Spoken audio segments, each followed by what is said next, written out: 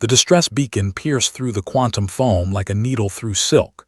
David Chen, xenobiologist aboard the research vessel Archimedes, was the first to intercept it. The signal originated from Kepler 442b's northern ice shelf, a region supposedly uninhabited, according to every survey conducted over the past decade. "Captain, we have an anomaly," David reported, his fingers dancing across the holographic interface. The waveform displayed before him pulsed with desperate urgency, its pattern unlike anything in the galactic communication database. Captain Reeves materialized beside him, her neural implant casting faint blue light across her temple. "What am I looking at, Chen?" "Unknown biosignature, non-standard frequency. But here's the interesting part." David isolated a segment of the transmission, amplifying it through the ship's audio processors. What emerged was unmistakable, a vocalization, primitive yet structured, carrying the universal cadence of distress.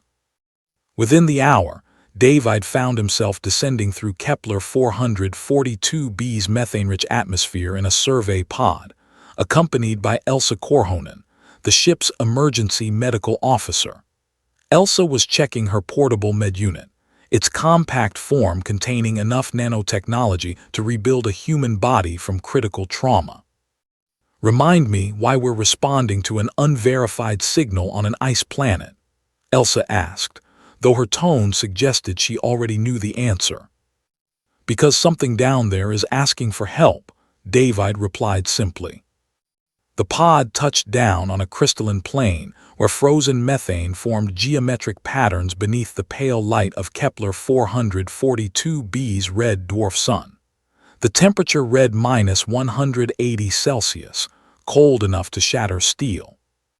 Through the viewport they saw it, a creature roughly the size of a terrier, covered in prismatic scales that refracted light into rainbow cascades. It stood on 4 legs, but its posture was desperate, almost human in its pleading stance. Behind the creature, partially buried in a methane snowdrift, lay a larger version of the same species, clearly the parent. "Xenofauna," Elsa whispered. "The surveys missed an entire intelligent species." The small creature, a cub David realized, approached their pod. Through the external microphones they heard it, a series of clicks and whistles that the pod's rudimentary translation algorithm struggled to parse. But then something extraordinary happened. The ship's AI, leveraging quantum processing and pattern recognition, achieved a breakthrough. A synthetic voice filled the pod. "Help, mother dying, please." Elsa's eyes widened. "It learned enough standard galactic from our beacon to communicate." "Intelligence adapts," David said quietly, "especially when survival demands it."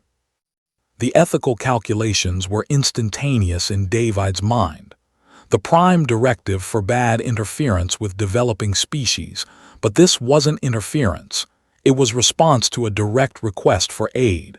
The distinction mattered. Elsa was already suiting up. "I'm going out there." The exosuit's heating elements glowed as Elsa emerged into Kepler 442b's hostile environment. David watched through the pod's sensors as she approached the fallen creature. The mother's vital signs were failing, her bioluminescent patterns flickering like dying stars. The cub pressed against Elsa's leg. Its body temperature reading showed it was hypothermic despite its adapted physiology. David ran atmospheric analysis. A recent methane storm had depleted the region's thermal vents, the species' primary heat source. Elsa knelt beside the mother, her med unit already scanning. "Severe hypothermia, cellular crystallization in 40% of tissue. David, I need you to redirect the pod's exhaust vents toward this location. Create a thermal pocket." David complied immediately, adjusting the pod systems. Hot plasma from the fusion reactor began warming the immediate area, melting the methane snow into vapor. But warming alone wouldn't be enough. The mother's cells were dying. Elsa made a decision that would later be debated across every academic institution in the Galactic Council. She activated the MedUnit's experimental nanite protocol, technology designed for humans but theoretically adaptable to carbon-based xenobiology. Millions of microscopic machines flowed from the device into the mother's circulatory system, guided by Elsa's real-time adjustments. "I'm teaching the nanites to recognize her cellular structure," Elsa explained, her voice tight with concentration. "If I get this wrong, I'll kill her faster." The cub watched with eyes that seemed to understand everything. Minutes stretched like hours. David monitored both the mother's biosignatures and the nanite integration rates. The machines were learning, adapting, repairing damaged cells and stimulating the creature's own regenerative capabilities. Then a flutter in the vital signs.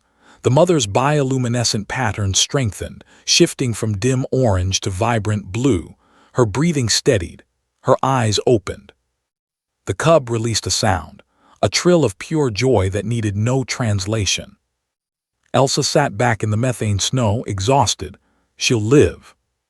3 weeks later, the Archimedes prepared to leave Kepler 442b's orbit. But the story of what happened on that ice shelf had already spread across the galaxy at faster-than-light speeds. David stood in the observation deck, reading the latest transmission from Galactic Council. The debate raged. Had they violated first contact protocols? Should Elsa face disciplinary action? But then came the other messages. Hundreds of species across the galaxy responding, many sharing their own stories of being saved by acts of compassion from explorers who saw past regulations to see sentient beings in need. The Kepler 442b species, now officially catalogued as the prismatic folk, had used salvaged human technology to send their own message to the galaxy. It was simple, translated through the same algorithms that had enabled that first desperate plea. Humans heard when cub cried. Humans helped when mother was dying. This is what civilization means. Elsa joined David at the viewport. Below them, Kepler 442b rotated slowly, its ice caps glittering. "Do you think we did the right thing?" she asked. David thought of the cub's desperate eyes, the mother's fading light, the choice between following rules and following conscience. "I think," he said finally, "that sometimes the most human thing we can do is prove that compassion transcends species. We didn't stun the galaxy by breaking rules, Elsa. We stunned them by remembering what those rules were meant to protect: life, in all its forms." The Archimedes engaged its quantum drive, folding space around itself. But the ripples of that single act of kindness would spread far longer than any faster-than-light journey, a reminder that in the vast, cold universe, warmth could still be found in the choices made by those brave enough to help when help was needed. The cub had cried, humans had answered, and the galaxy would never be quite the same.